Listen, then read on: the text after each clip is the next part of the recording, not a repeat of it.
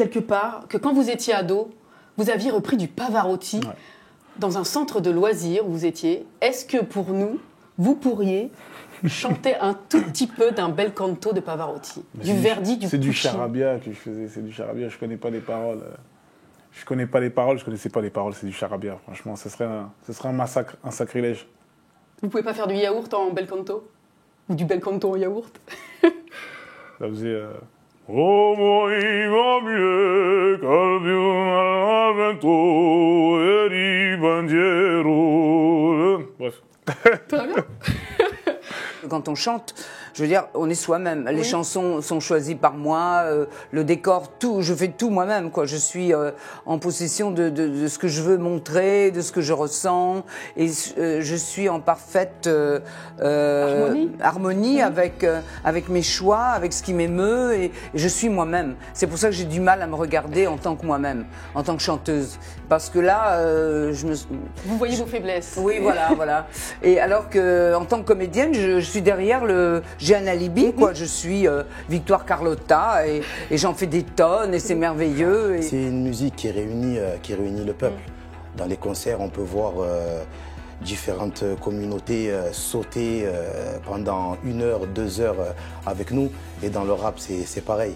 La période de clash, ça a été une petite période, mais il n'y a pas que ça dans le rap.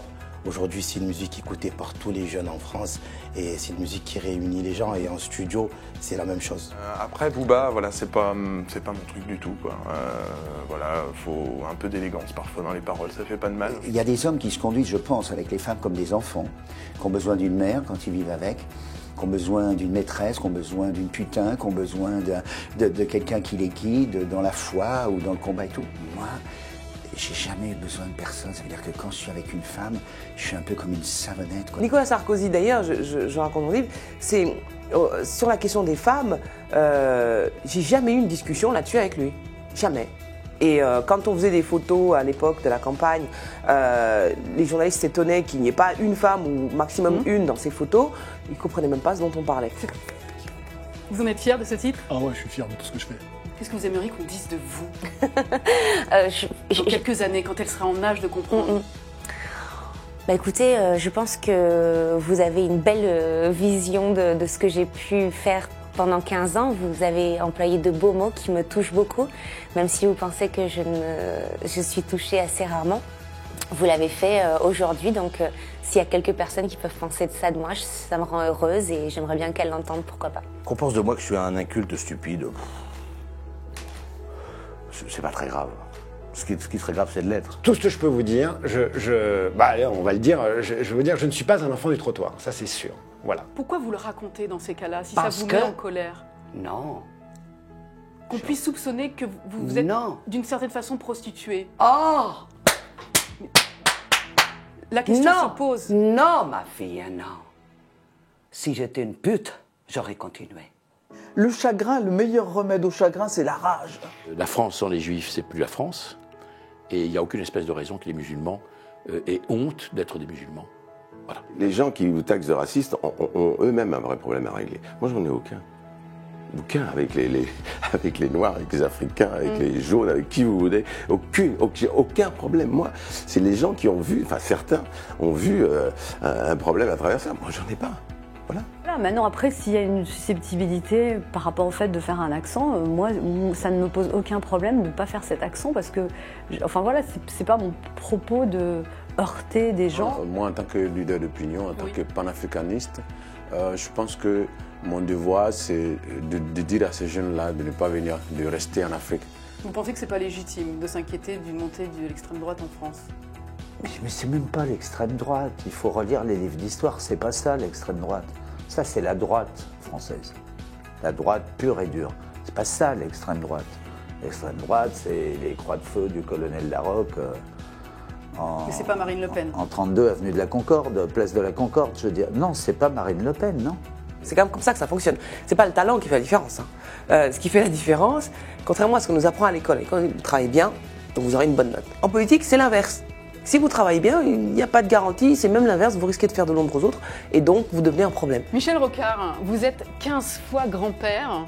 Est-ce que le combat que vous menez aujourd'hui en faveur des pôles, est-ce que c'est aussi pour vos petits-enfants et et comment aussi pour les générations futures d'êtres humains que vous êtes toujours dans la course comme quand ça. on est 15 fois grand-père, on se pose des questions sur les conditions dans lesquelles ils vivront et les conditions dans lesquelles vivront leurs propres petits-enfants. Tout ça, c'est la vie, simplement. Mais c'est sûr que je ne réagis pas comme un célibataire. Je me sens concerné par la suite. Écoutez, il n'y a plus grand-chose qui me fait peur. Et ça, je pense que c'est l'âge qui fait ça. Quand j'étais plus jeune, quand je faisais toujours plus jeune que mon âge, ça m'énervait. Parce que quand on est adolescent, ça nous agace, on a envie de faire femme.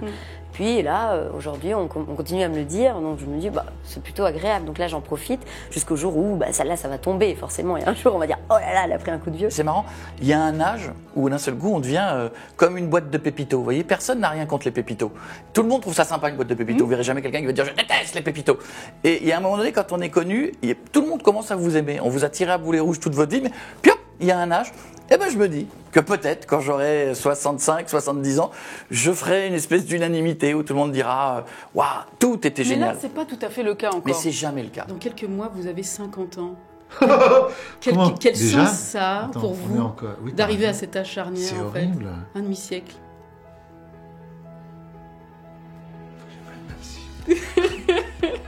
Je pense que l'âge, pour une actrice, c'est vraiment un truc génial. C'est vraiment, mais vraiment. Tant que j'ai cette magie en moi, c'est ce qu'ils me disent, parce que moi je ne me rends pas compte, mais tant que ce double, que je suis des Gémeaux, tant que ce double est en moi et sort sur la scène, eh bien je le garderai toute ma vie et je le ferai. Je le ferai et vous savez, si je prends un petit peu de poids, je m'en fous parce que moi j'adore manger, donc c'est pour ça que je vais me déranger. J'ai toujours les mêmes bras, les mêmes jambes, c'est un peu là, je m'en fous moi. J'avance, je suis pas du tout... Et puis il y a une chose chez moi qui n'a pas de glace, donc je me vois pas, enfin bon, j'ai de la chance, je sais pas ce qui se passe. Par contre sur la scène c'est nickel. Tant que l'envie est là, moi je me pose pas de questions. Si l'envie elle s'arrête en 2019, j'arrêterai en 2019. Si elle s'arrête après le jeu de Rio, elle s'arrête après Rio. C'est sûr que si Didier et Pascal entendent ça, ils ne seront pas d'accord. Mais justement, il faudrait bien se mettre d'accord si on devait refaire quelque chose. Mais ça me paraît difficile, très difficile. Je suis comme un enfant. Ouais, je suis comme un enfant. Ça va me faire bizarre de rentrer au pays. Ça a quel sens pour vous de vous produire là-bas? Tellement d'émotions que j'arrive même pas à dire ce que je ressens en fait. Il y a des moments où l'émotion là, est revenue, des moments où ma première élection, où je suis dans les bras de mon père, on est en larmes tous les deux et où il va me... Et vous voyez, même en y repensant, ma gorge se serre. Je suis né dans une famille aussi qui était vraiment dans la lumière. J'ai eu la chance de grandir aux États-Unis, loin de tout ça, donc j'ai une enfance, on va dire, avec mes potes. J'ai appris la musique en groupe au lycée, enfin... Tout le monde fait, beaucoup de gamins font de la musique aux États-Unis, donc j'ai une enfance, on va dire, normale. On vous sent inquiète, malgré tout.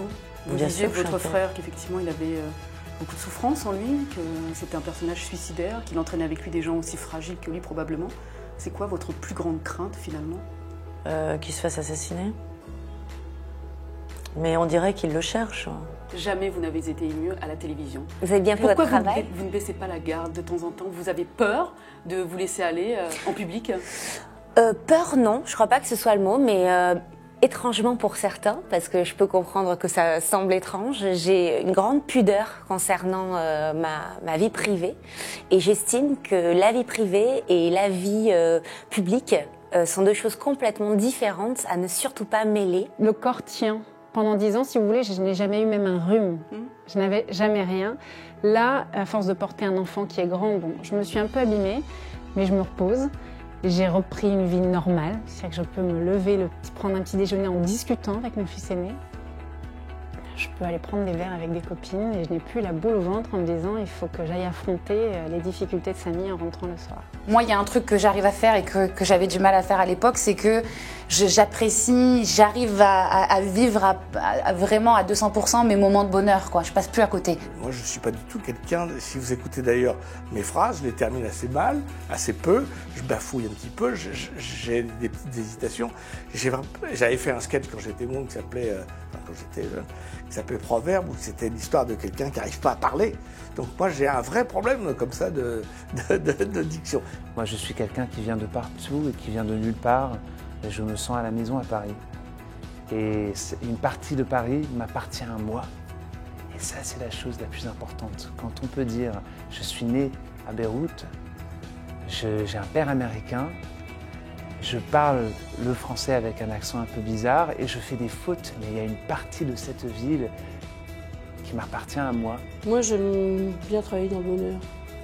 Je suis pas faite pour le malheur, hein, je déteste. Je peux pas travailler dans la crise, dans l'hystérie, dans la manipulation et quant au pervers narcissique. Bye bye. Beatnik, ça me gêne pas du tout, ou baba, ou cool, ou disons heureux de vivre. Et puis... Vous n'imaginez pas qu'il y a quelque chose, quelque part, qui vous guide en tout cas? Vous avez un regard incroyable, j'arrive pas à vous regarder dans les yeux, pourtant je suis bien plus fort que ça d'habitude. Vous me disiez? À 50 ans, je crois que je vais devenir bouddhiste. Ni la vie, ni le niveau de Nadimoun, mais c'est vrai qu'on dit que c'est souvent français alors qu'il y a des pays où on est content quand les gens ont du succès, quoi. Et dès que tu as du succès, il faudrait que tu aies un échec. En France, il ne faut rien afficher. En France, il faut profil bas, low profile, comme on dit. Vous l'avez beaucoup affiché? Je ne l'ai pas beaucoup affiché. On en a fait des caisses, mais bon, moi j'étais content d'avoir une belle bagnole, je la prenais pour aller bosser, j'aurais dû y aller en Twingo. So can you resume the film in one word, if you could? In French? Yes, in French. C'est génial. C'est génial? Yeah. Thank you very much, Daniel Okay. Craig. Thank you. Ouais.